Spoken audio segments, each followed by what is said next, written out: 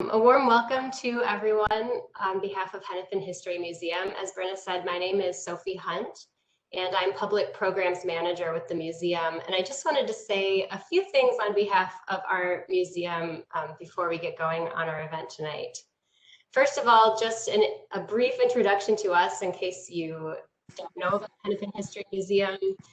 We're the Historical Society for Hennepin County, and museum's in our name because we do have a physical museum building on 3rd Avenue South in Minneapolis, across from Washburn Fair Oaks Park.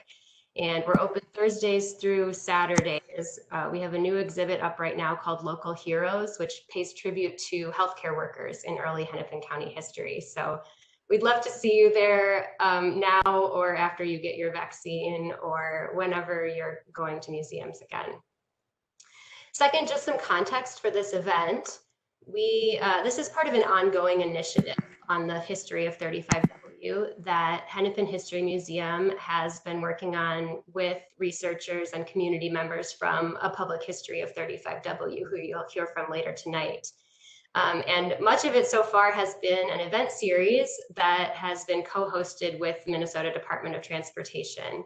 So if you've missed our earlier events, you can still catch those on our YouTube channel. I'm putting a link in the chat right now so you can head over and maybe subscribe if you have not already. We actually could use more subscribers, so we'd love to have you there. And we'll post a video of this night's recording as well for you to watch again or share with others. But all of these events are leading up to an exhibit on the history of 35W opening in our museum in September. So we're really excited about that, and we hope that you'll continue to follow along on the project as we move from events into exhibit and beyond. Last thing I wanted to say is just a thank you to our guests for tonight, Senator Scott Dibble and Robert Lilligren. Thank you to A Public History of 35W, to Minnesota Department of Transportation. We feel so honored to be part of these events. We believe strongly at Hennepin History Museum that history can be a force for good if we are willing to come together as a community and talk about challenging aspects of our past. We'll find more productive ways to move forward together. So this event series and this project is a big part of that. And I think this event in particular, we're really bringing history toward the present and exploring things that are really relevant to our community today. So thank you all. Denise, I'll hand it to you. Thank you so much, Sophie. Good evening and welcome to our event tonight, A Public History of 35W Resisting Expansion. My name is Denise Pike, and I'm a public historian here in the Twin Cities. I'm also the co-lead of A Public History of 35W. Tonight's event, as Sophie said, is co-hosted by Hennepin History Museum, the Minnesota Department of Transportation, and also the Heritage Studies and Public History program at the University of Minnesota. Next slide, please, Brenna. Public History of 35W is a collaboration between members of the South Minneapolis community and students and faculty in the Heritage Studies and Public History Master's program at the university. The goal of our project is to understand the history of 35W from a community perspective. For some, the freeway is something that's easy to overlook or to take for granted, and maybe we don't think about it very critically as we drive along it from one place to another. And because it's such a big piece of infrastructure, taking up an entire city block running down the length of Minneapolis, it's tempting to think that it's always been there. But of course, it wasn't always there. It was planned in the mid-1950s, construction began in 1962, and the stretch from 94 down to Highway 62 opened in 1968.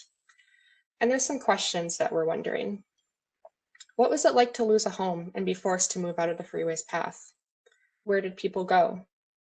How has 35W changed the neighborhoods of South Minneapolis? How did the freeway affect Black, Indigenous, and people of color? And how were their experiences different from or similar to white residents of South Minneapolis? How did activism around the proposed expansion of 35W affect the current state of the freeway? These are just some of our many questions, and we don't have all the answers. In fact, we're going to need your help to answer these and other questions about 35W. Historical archives that include documents and old newspaper articles don't say much about how people on the street and in the neighborhoods of South Minneapolis experienced and continue to experience 35W. We're hoping some of you tuning in tonight will be willing to share your stories and perspectives with us.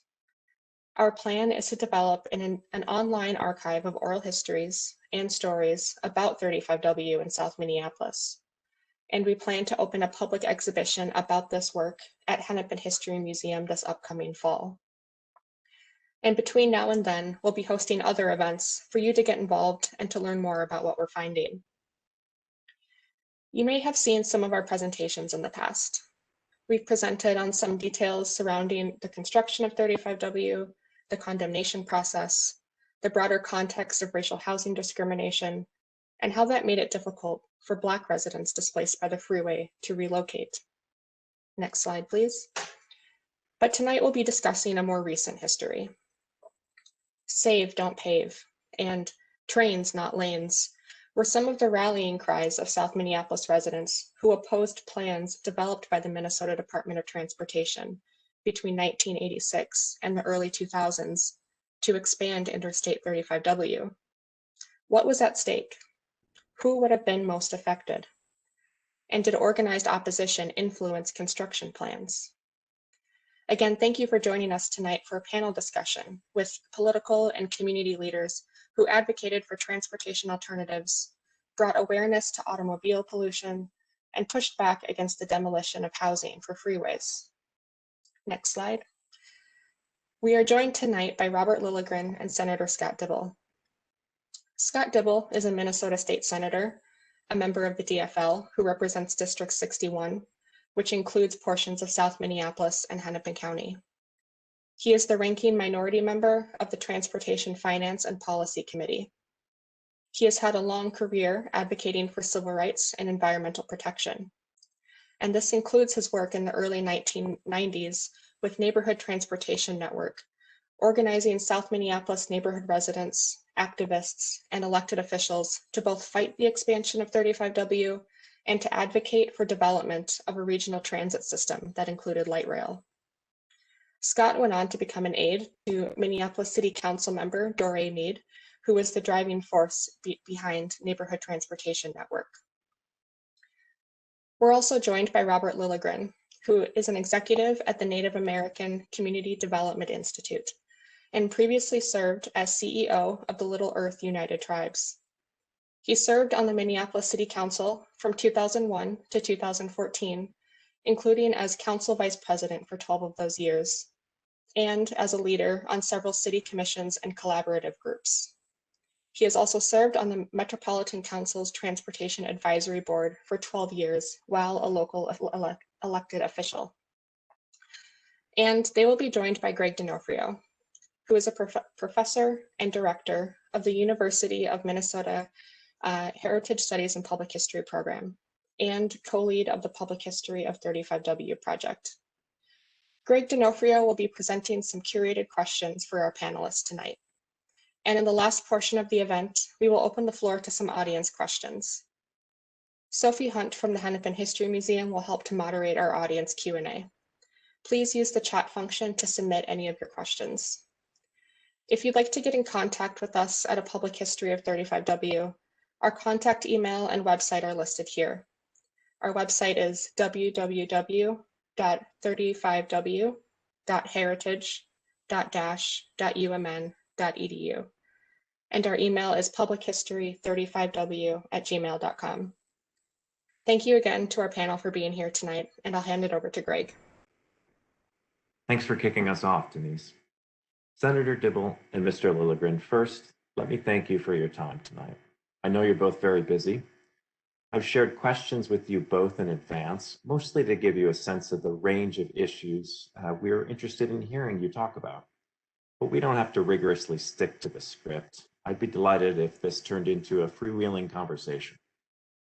Denise and I have had the pleasure of sitting down with both of you separately for an hour to do an oral history about your involvement in activism and community organizing related to proposals to expand or modify 35W in the 1990s and early 2000s. Each of you, in your own ways, started your careers in politics through these freeway-related organizing efforts. I think it's fair to say that you both have a history with 35W. Before I launch into questions, I wanted to offer just a few sentences of historical context for those who are tuning into this event. As Denise mentioned, the Minneapolis stretch of 35W opened in 1968. 1 year later, the Minnesota Department of Highways found that traffic volumes were already exceeding the estimates they had projected for 1975. Congestion on 35W was driven by rapid suburbanization of communities south of the city. By 1978, the Minnesota Department of Transportation was developing plans to widen 35W to accommodate this traffic. Plans went through several different iterations over the years, including a full environmental impact statement completed in 1994 that studied 4 expansion alternatives. The project didn't move forward at that time due to a lack of federal funding. However, plans continued to evolve over time and eventually developed into the construction project we see being implemented on 35W in South Minneapolis today. In other words, the current reconstruction of 35W is a project roughly 40 years in the making. We were both involved in shaping the outcome of those plans.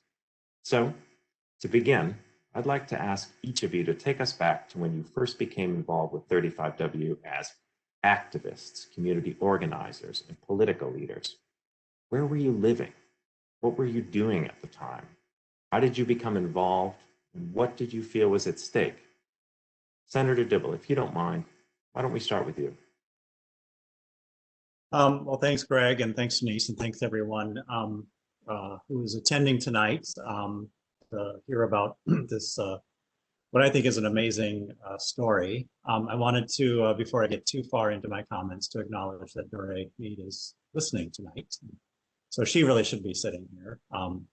As the opening comments indicated correctly, so Dore was the driving force on the neighborhood transportation network and the driving force in fighting what was then just an unbelievable expansion that was proposed for 35W, much of which is happening, but very differently than was originally conceived back then. So hello, Dore, who is also my very, very good friend and former boss. And if I get anything wrong or exaggerate, I'll get a call from her tomorrow. So I look forward to that. So to quickly to answer your question, so back in the late 80s, early 90s, I was quite young. I was in my early 20s, and I was a part, most of my focus back then was a part of the LGBTQ movement for greater freedom and equality and opportunity, as well as really trying to raise the profile and the societal and governmental response to HIV/AIDS. And in that capacity, I was doing a lot of different things.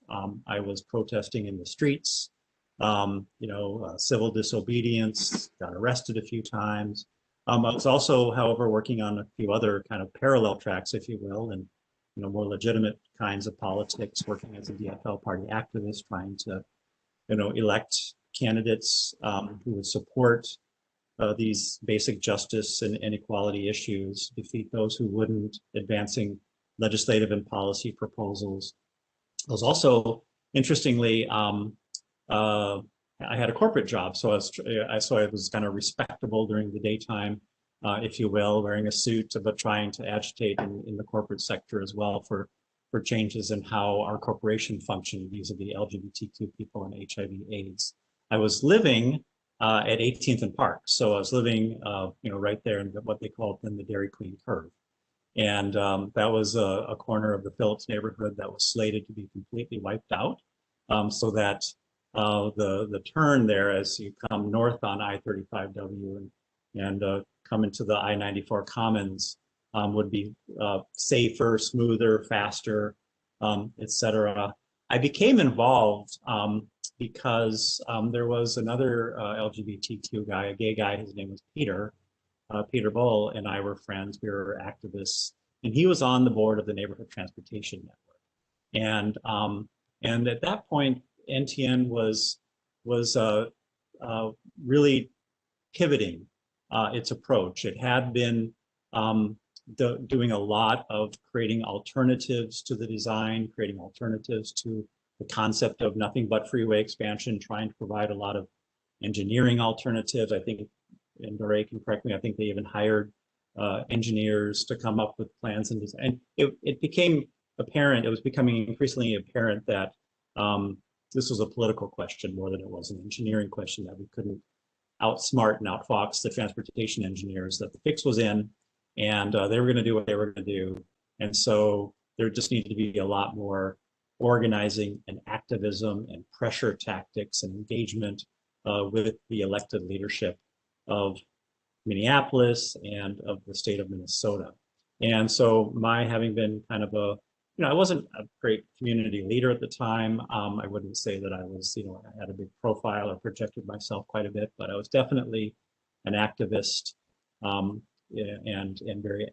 very conversant in a lot of just organizing and pressure politics and the like. And so, Peter and Doré did a fantastic job of really helping me see the connections in something that maybe wasn't quite as obvious to me at the time. And that was transportation, justice, opportunity, democratic participation, civic participation, working with communities on the major decisions that were affecting their lives in authentic ways. And just all of that, I really quickly came to see the connections between what I was passionate about, of course, was social justice and social change and social progress. And, this big plan to put this huge freeway in South Minneapolis, absent any meaningful consultation with communities of color who are most dramatically affected, would be affected even more by pollution, would be more affected by the lack of access to the freeway, basically being cut off from mobility and access, not even one breath of transit to improve people's ability to more fully participate in their own city and their own region, accessing the jobs and other opportunities. So, what was at stake was really what was our future going to be, and where we're going to start, where we're going to invest what was then $1 billion, which is still a lot of money, but back then it was even more money on something that was basically going to already give those people who already had so much, people who were living the American dream at the edges of the metropolitan area, even more ability to move around and to access the great jobs of the region, and give nothing but the consequence and the downside of that decision to those who had to bear the burden, bear the brunt, and bear the expense of expanding that freeway. Also knowing that, and I'm glad that there was mention of the fact that a year after the freeway opened, it was already getting filled up. We knew that we could spend this $1 billion, save commuters 10 minutes getting into downtown Minneapolis at the rush hour. That's all it was really going to be designed to do, was save about 10 minutes of a commute 2 times a day for a couple of hours. And that whole investment, that huge effort, all of that expansion would be obsolete within 5 to 10 years. And there we'd be back to square one after all that effort, all that money, and leaving so many people out. So that's how I got involved. And it was quite a time. It was quite a story. Nope, I think you're muted.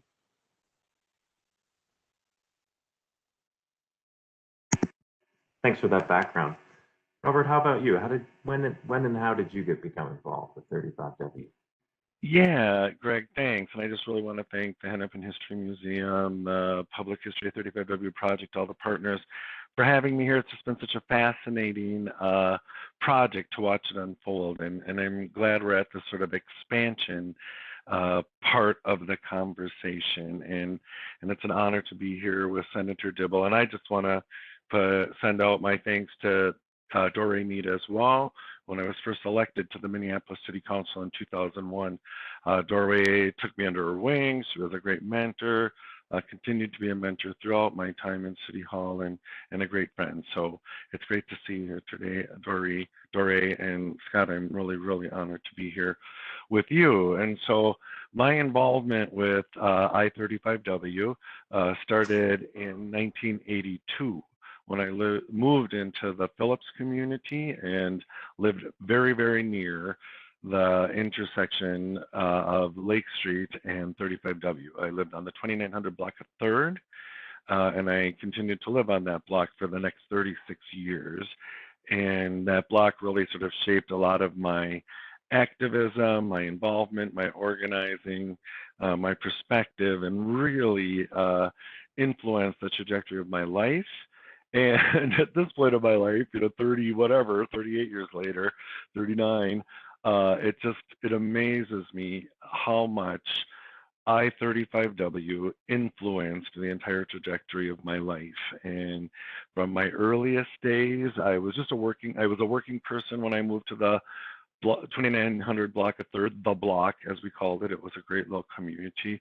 I was a bartender. I did a range of day jobs that I found interesting, and I really enjoyed the community I had moved into in the southwest corner of the Phillips area.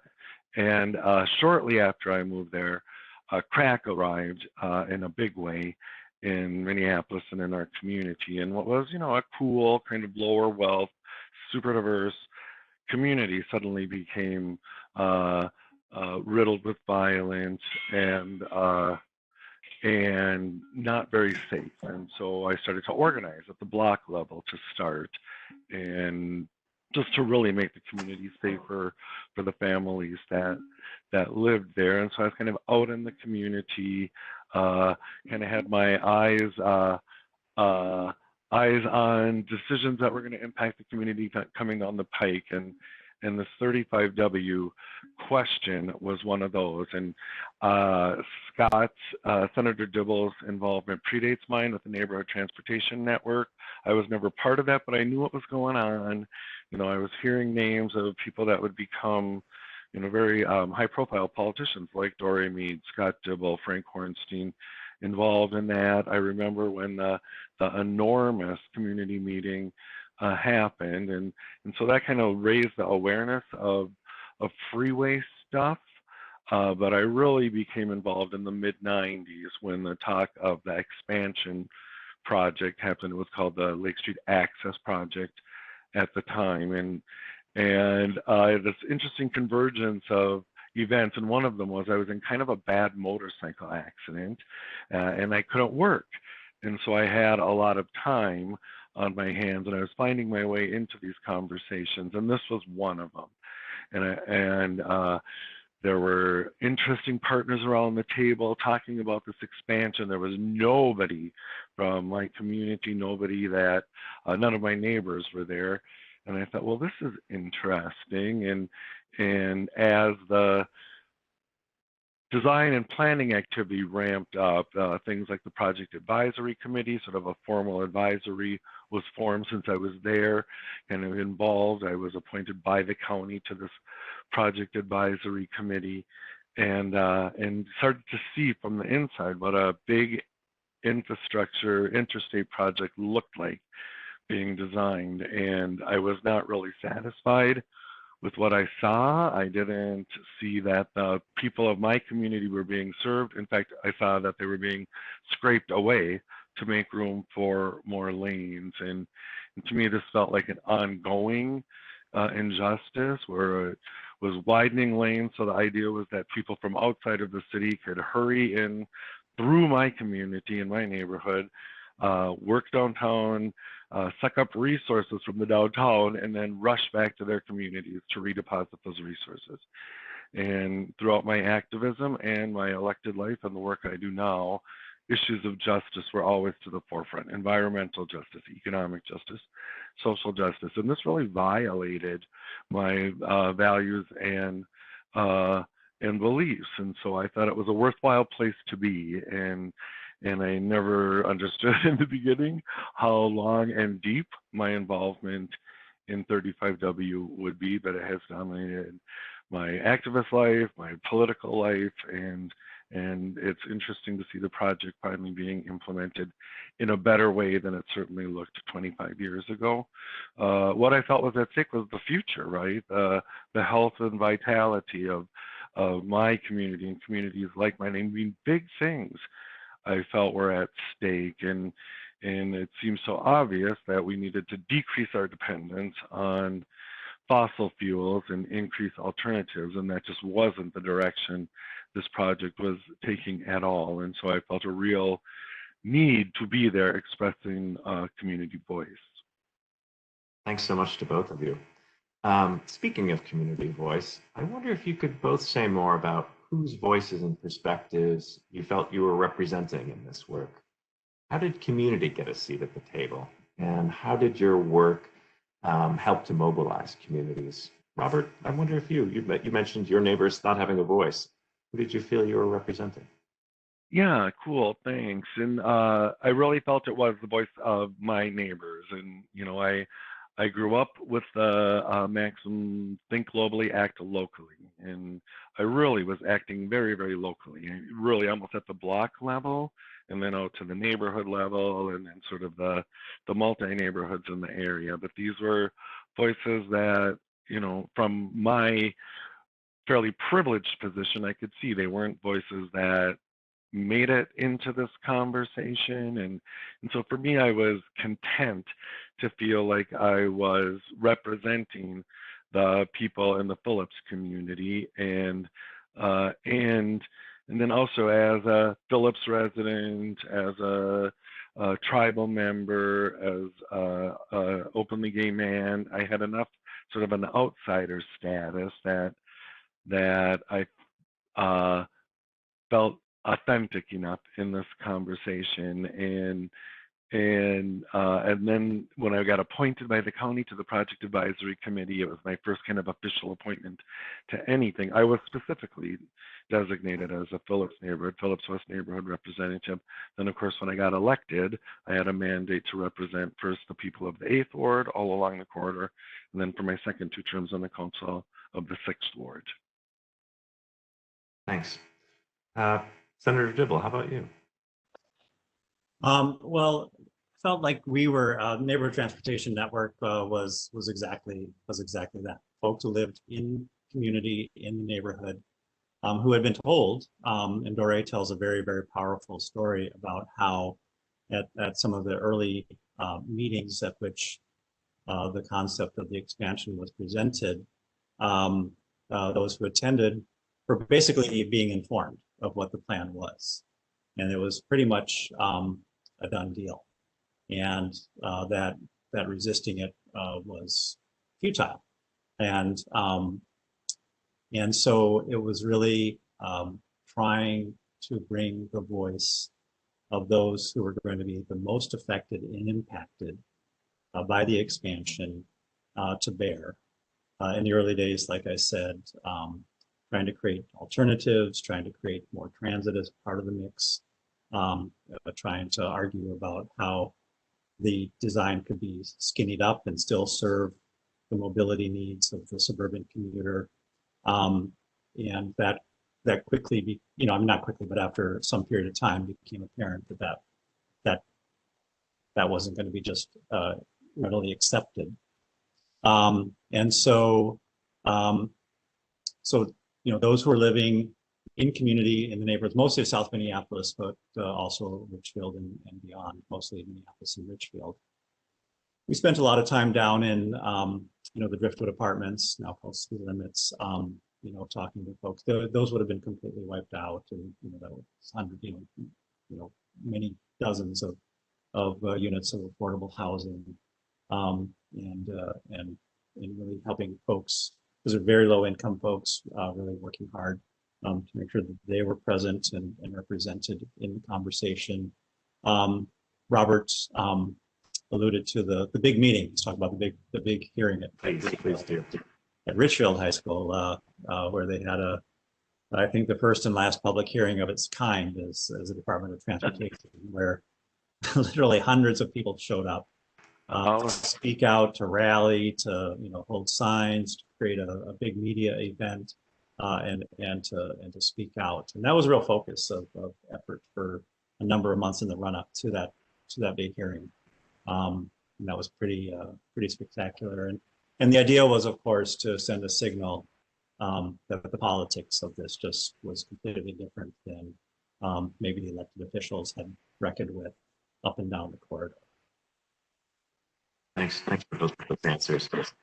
To state the obvious, recent events and new research have brought new attention to racial disparities and inequalities around transportation infrastructure. And racial equity and environmental justice have become kind of kitchen table conversations. They've been the subjects of topics of book clubs. They've been in the popular media, and they've been the objectives of public policies like the recent Minneapolis 2040 plan. How were these topics talked about when you first got involved in freeway organizing? Well, they weren't really. I think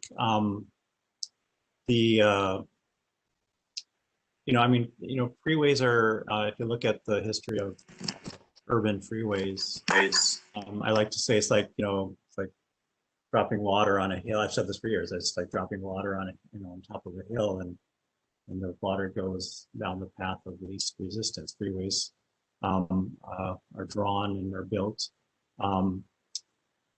through those communities that are able to mount the kind of pressure and ability to fight back and push back. We of course know the story of I-94 and Rondo, but the African American community was dramatically and deeply affected and displaced in large measure. A lot of those African American, long time, multi-generational African American families are still represented in the neighborhood adjacent to 35, a little bit further over to the east. But many, I would encourage everyone to chat with Mary Merrill Anderson and Jeff Hayden and families like that about the consequence on the communities down in that part of town and how many folks were displaced. And so there just was no real active consideration of racial and environmental justice. There were, 35W as originally proposed was going to be this massive expansion of all general purpose lanes, to accommodate single occupant vehicles, to take some pressure off the rush hour commute in the morning and the evening. There was no discussion or consideration of the environmental consequence to the communities adjacent in terms of pollution and public health consequences. No one, of course, was considering contribution to climate change. Wasn't really on anyone's radar at the time. And there was no discussion of additional transitway service and active efforts to resist the requirements for affordable housing replacement. There were some laws, state and federal laws at the time, to undertake one-for-one replacement of affordable housing, and there were active efforts to waive that requirement. So the activism of Robert and Tien and so many others really started raising these subjects. Robert, does that track with your experience? Yeah, very much, and exactly the same. And even at the time, this was pre-internet, right? And I'm not that smart, and I wasn't that informed, but the inequities inherent in transportation infrastructure investment were very apparent to me back then. And it was amazing to me that the system, the sort of status quo, didn't see that and to acknowledge it at the time. The health impacts the immediate community, of course, right along the corridor.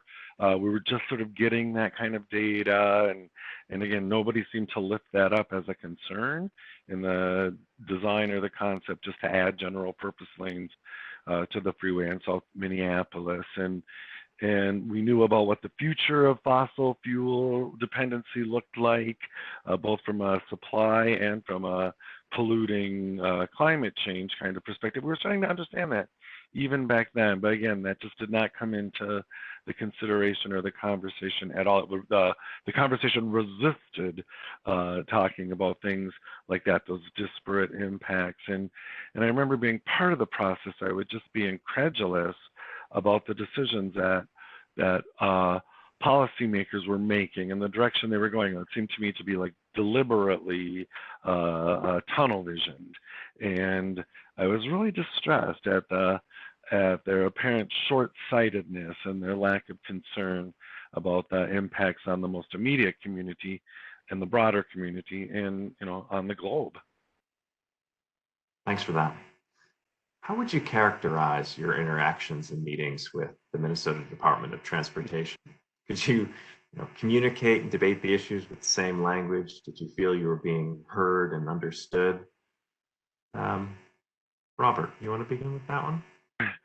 Sure, I'll start. And I would say that my relations with MnDOT were always sort of strained, even combative, and in my activist days and in my elected life, and this has been consistent. And I was distrustful of MnDOT's motives and data. It felt sort of like, I think Senator Dibble referenced this before, we were being led on what I call the guided tour, right? We wanted to get to lots of general purpose lanes and ramps, and so that's where the process was going to bring us. Even as an activist before I was an elected official, it was confusing to me why MnDOT wasn't the lead agency on this interstate project. It was Hennepin County that was the lead agency as made necessary by the polarized political environment around transportation, especially transit in our region. And this distrust and concern continued on through my time on the Minneapolis City Council. And one example were the sort of improvements that happened along the corridor, along the project. Those have been part and parcel of the design conversation from the beginning, from my involvement on the project advisory committee. And as the project moved forward and became more and more real, I stood with MnDOT officials in front of the community, engaging with the community and making what I felt were at least de facto guarantees that this would not cost the local community anything. And then as the project became closer to implementation, MnDOT sharpened its pencils and realized that the project area for the 35W project ended halfway through the street on Stevens Avenue on the east and halfway through the street on 2nd Avenue. So if we wanted the streets paved evenly, if we wanted improvements and even enhancements in the streetscape along 2nd Avenue and Stevens, that burden would fall in large part to the primarily residential homeowners along 2nd and Stevens. And that to me was just so difficult. To me, it was like, okay, this is why I don't stand in front of my community with MnDOT, because at the end of the day, there's going to be some sense of bait and switch. And suddenly I stood and said, this won't cost you anything. And now MnDOT said it would. So those are some of what happens in a huge agency like MnDOT when you get down to the local level. And I think there are things that happened when an agency like MnDOT has priorities that don't reflect nor engage the community in a project area. Scott, does that ring true with your experience? Well, so back when I was an activist, involved with NTN, I didn't really sit in meeting rooms with NTN. Doré had really handled a lot of that. Doré and her team.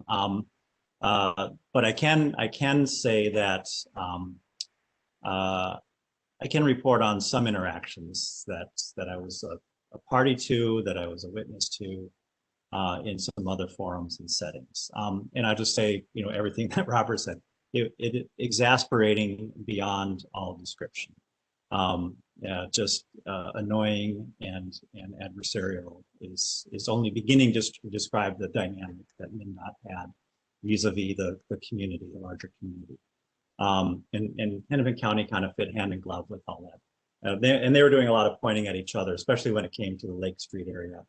And who was making who do what, and et cetera. And that was very, very exasperating.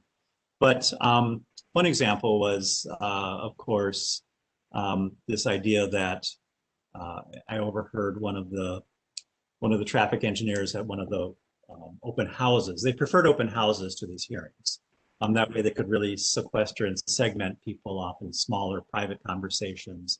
There wouldn't be this community dynamic where community could connect with each other and hear from each other and present, somewhat of a coordinated and unified voice. People would just come in and they would look at easels with drawings and have one-on-one private conversations with engineers. And at one point, this was when I was still living in Phillips in the Dairy Queen curve, and it was very, very connected to the neighborhood and loved my neighborhood. It had a lot of problems, but it had a lot of amazing people working really, really hard to make it a better place.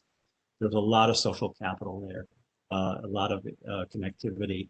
And this engineer, who the hell know where he lived, said, "Oh my God, these Minneapolis people, we're going to wipe out this whole entire these 5 blocks. This is nothing but a slum and derelict housing, and they're fighting us on it, and they should be thanking us for it." And I, of course, this was actually just before I had stepped on to NTN, so I was already getting a little bit queued up to understanding this as a justice struggle, and I, of course, was aghast because what if someone had suggested that they completely wipe out his community?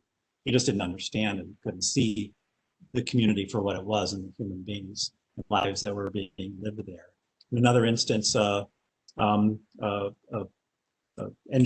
and I were actually talking to an engineer at one of these workshops, and he was bragging about how beautiful everything was going to be, and he talked of these walls that were going up and how gorgeous they were going to be. The community was going to help design them, and he cited some other instance where clearly the walls were hideous and only served to cut off a community and create just these great hostile monoliths, and did nothing to enhance the community whatsoever. And and they were just going to design these things and impose them on the community and not no sense of authentic connection with the lives and the spirit, and no time to understand what was going on. And then I think I already shared with you a complete unwillingness to engage, as Doré had tried for years, with really looking at reasonable alternatives and different kinds of ideas to create both the what MnDOT was trying to solve, which was pavement and congestion and safety issues, and what the community was seeking, which was better health and more connection and more opportunity. I'd really want to lift up what Scott said about the attitude that the MnDOT approach and the project proponents and designers approach the community. And so I lived on 2900 block of 3rd. The block, 1 block over was 2nd. The 2900 block of 2nd. That is a row of houses that's literally right up against the berm, right up against the freeway.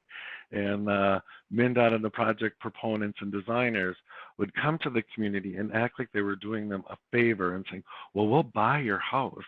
We'll buy your house. We'll pay for you to move."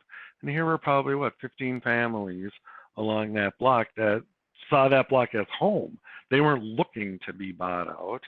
And little did they know that when time for property acquisition came, MnDOT would sharpen its pencils and pay the lowest possible price for what would soon be prime commercial property, pay the lowest possible price to these homeowners who didn't want to move. And it was just very interesting how strongly the project proponents, designers, MnDOT express this attitude of, aren't we generous? Aren't we? We'll buy your home. Nobody else will ever want to buy your homes, and we'll pay you good money for your homes. It was really insulting.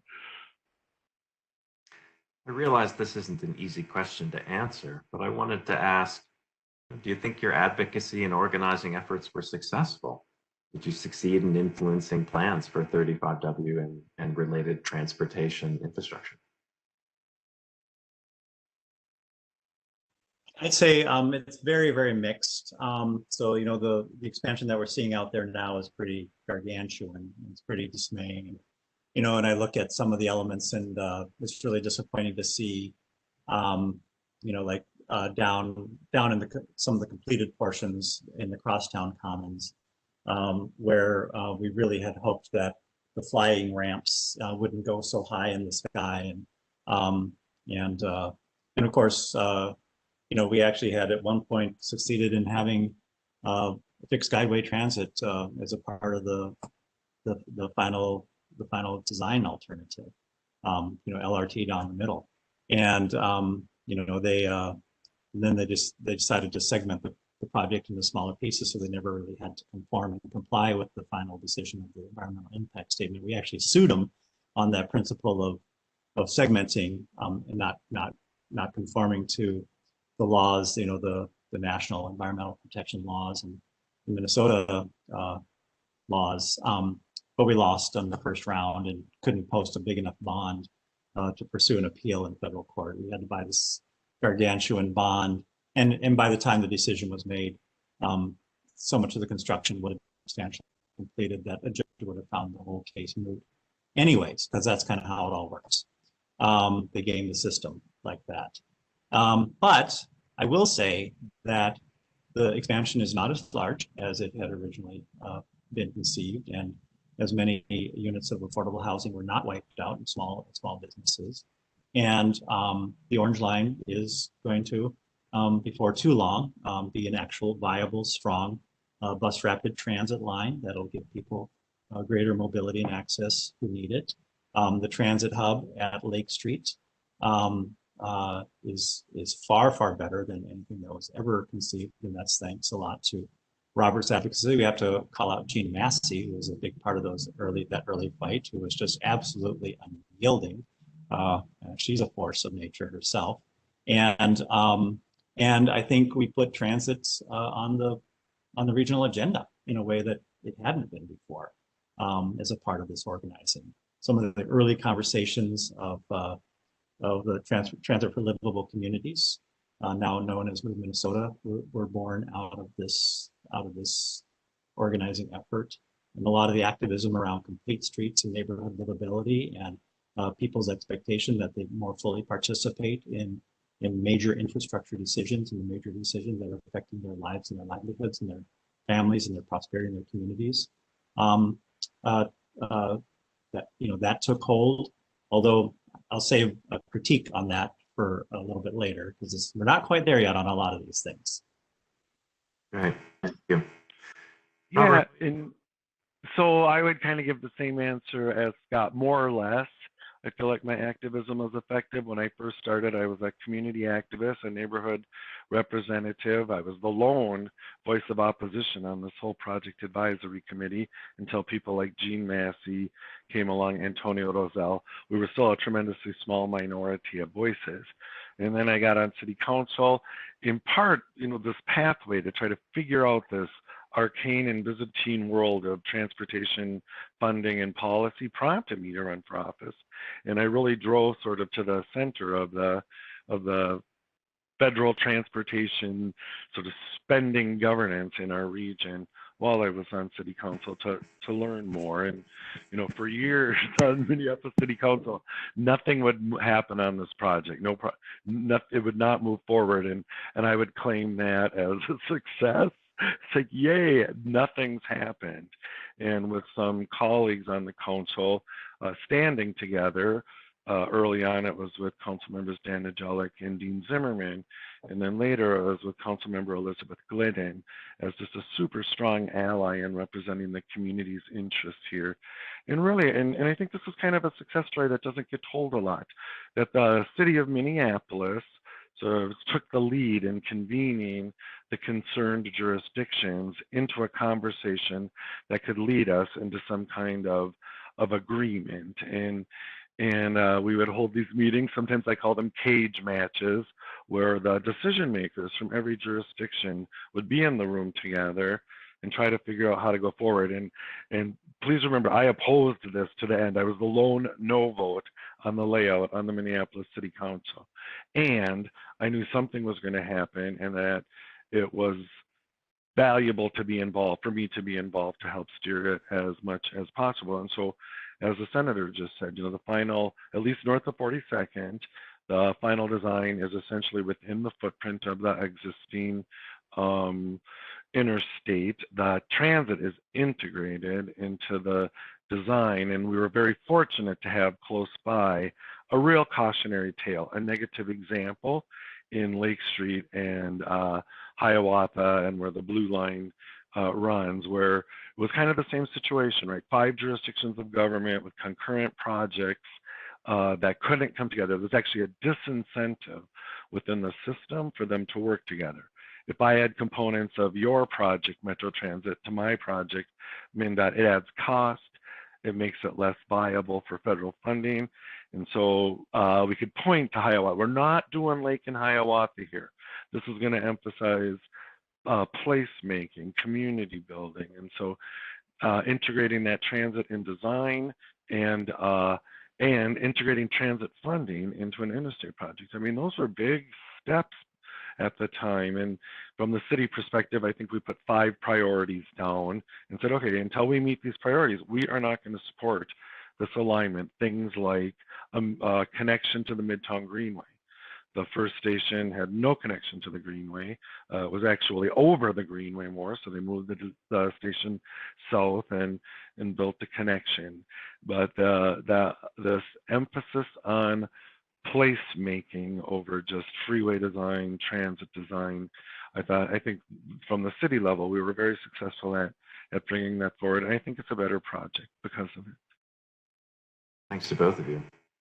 You know, Denise and I recently attended a meeting called by young organizers and activists who are trying to mobilize community to participate in the re-envisioning of Interstate 94 between Minneapolis and St. Paul. What advice would you have for them and others who are concerned about this project or other transportation projects like rail corridors? Based on your experiences, how can they best participate in and influence the outcomes of these major transportation projects? Scott, do you want to start off? Well, in every way you can possibly think of, so there's so many ways people can plug in and participate. And, for starters, not one person has to do everything. You can spend your whole life,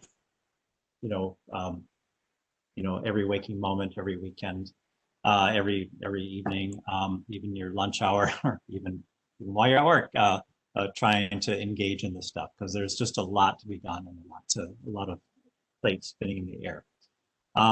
So I'll start off with just a few practical suggestions. One is for sure be in relationship with your elected officials, your city council members, your state legislators, the governor, your county commissioners, and be communicating with them actively and regularly about what your values and what your expectations are. In terms of plugging into the process itself, definitely I would advise either becoming a part of an organizational effort. There are a number of organizations that, so then, that's kind of a force multiplier if you're part of the Sierra Club or Reconnecting Rondo, or these organizations that are actively participating and helping amplify voices. So jump in with organizational efforts that are already underway. In terms of the process itself, the meetings that Rethinking 94 is having, those are public meetings. I think I'm ex officio. I'm on the committee, and so it's important for those kinds of advisory committees to know that the community is there, that they're watching, that they're participating, that they're commenting, et cetera. And to the extent that you have capacity and time, if you have a sphere of influence of your own, whether it's your labor union or your faith community or your neighborhood group or your knitting circle, talk about this issue and make it a part of the larger community conversation, and really, talk about what do we as a community value, what do we uphold. I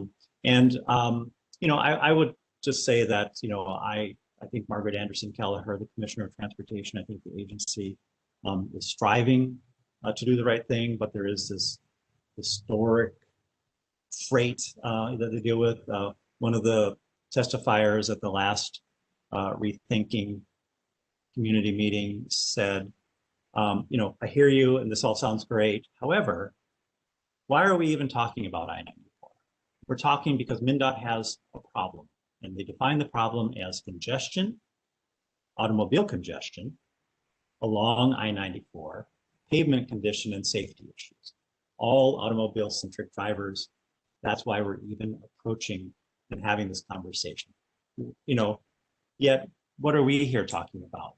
We're talking about public health and authentic access for the community, and placemaking, and neighborhood livability, and remedying historic damage and historic trauma that's been done to a community.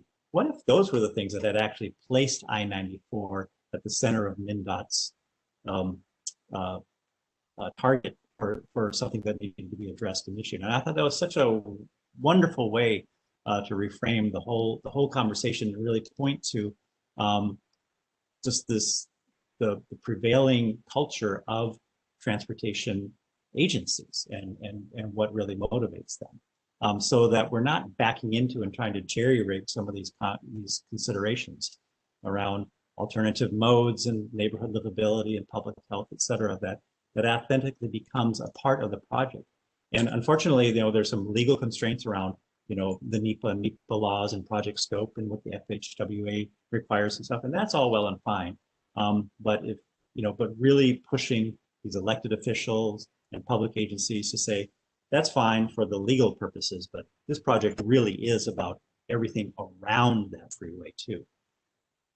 Thank you. Yeah, I hear you saying that, you know, really the challenge is to shift the conversation to put people and their concerns at the center.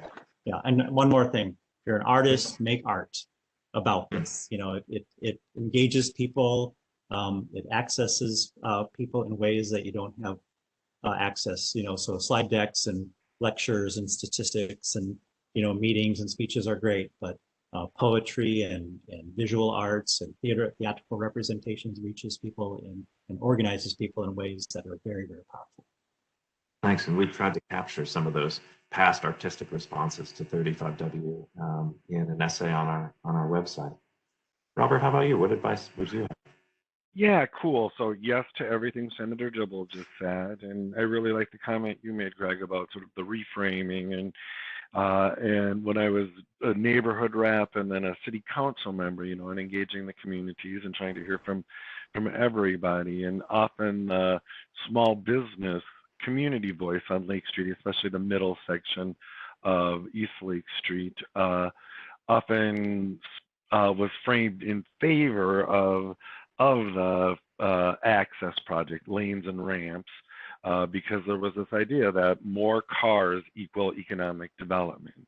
And so I think that that's just kind of a core idea to reframe, you know, not always, and sort of how a community's positions can be kind of manipulated or maneuvered into a process like that. And so I would give the same advice to being involved that Senator Dibble gave, that organize, sort of infiltrate the process. There are tons of groups, even if they're business associations, that are interested in the transportation conversation today. And there's a lot more capacity now than there was back in the 90s. I think of the Green Line design process that brought federal funds to building capacity in the community to engage in the conversation about transportation and transit investment in a community. That capacity is still here. It's created things like Equity in Place, for example, a table that touches on a lot of topics, housing and others, but transportation investment for sure, that's housed at the Alliance, formerly the Alliance for Metro Stability. I really love what Senator Dibble said about using your sphere of influence, because we all have them, right? Whether we acknowledge them or not, even if it's our circle of friends. And so to get this conversation going, and I'm really appreciative of Scott's interpretation of what MnDOT's trying to do, right? They're trying to do better, right? And so we can help them do that by being part of the conversation at the community level. You know, I would say infiltrate the system. That's what I did. Also, tend to the messages that are coming from your community. So, using the Lake Street business community as an example, I don't really know that a majority of the business owners thought that more ramps and more cars were good. So make sure that you're deliberate about the messaging that's coming from the organized parts of the community, and acknowledge that in a lot of these, especially interstate expansion projects that we're talking about, acknowledge the demographic of the people that are going to be most impacted, and there are specific protections for demographics along 35W in South Minneapolis, along 94 between Minneapolis and St. Paul. And so to make sure that we're fully leveraging the protections of those communities to see that we're shaping interstate investment. And I think this also kind of parallels what Senator Dibble saying, make it political. I mean, these are, at the end of the day, transportation investments are straight up political decisions. And so be engaged in the political process and bring others with you. Thanks. Get the comments. Dore says, Dore Mead is weighing in, and she says, basic organizing, make it fun. MnDOT hates humor, which is absolutely true. We had a blast. I mean, we were laughing and rolling in the house all the time because we had so much fun back in the day. And she's absolutely right. We did a lot. We made fun of them a lot and just had a lot of fun and drove them nutty. We at Public History of 35W are trying to research and find evidence of this fun. Robert Lilligren tipped us off to Roadkill Bill, a cartoonist who was satirizing perhaps the Department of Transportation's positions on transportation. Robert Canavador? Canavador, right? Yeah. What do you remember about that? You're muted, Robert. You're muted. Robert. You're muted. Yeah, Ken Avador, you're exactly right. So I don't know, Scott, if you remember Stride, and it was a community group, Southside Transportation, what did it stand for? But I remember talking to my friends who I knew opposed the expansion, and I said, I can't just be out there on my own. I got to show that I'm, representing a community position. We need a movement. And these guys, Ken Avador and others, created Stride, and it was a website when websites were kind of new things. Ken Avador is a brilliant cartoonist, and he, with his character Roadkill Bill, that lived in a dystopian freeway-dominated future. And then Stride members would show up at project advisory committee meetings with musical instruments and sing their positions, and it was fun. And I think you're right, Dore. I don't think MnDOT liked the fun. We found this postcard. This is a real postcard. It was for sale. I bought a whole huge stack of them, and we sent them around. And it was a picture. It's that iconic photo taken from the pedestrian bridge at about 24th Street there. So it's all the freeways that are going into downtown Minneapolis. But the caption of the postcard said, "Minneapolis, city of lakes and parks."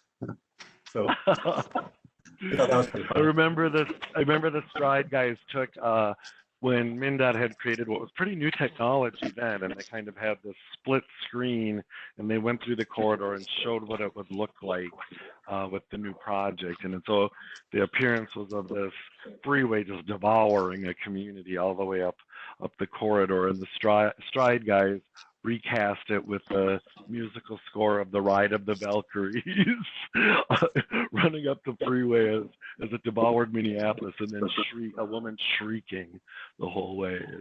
And Dore's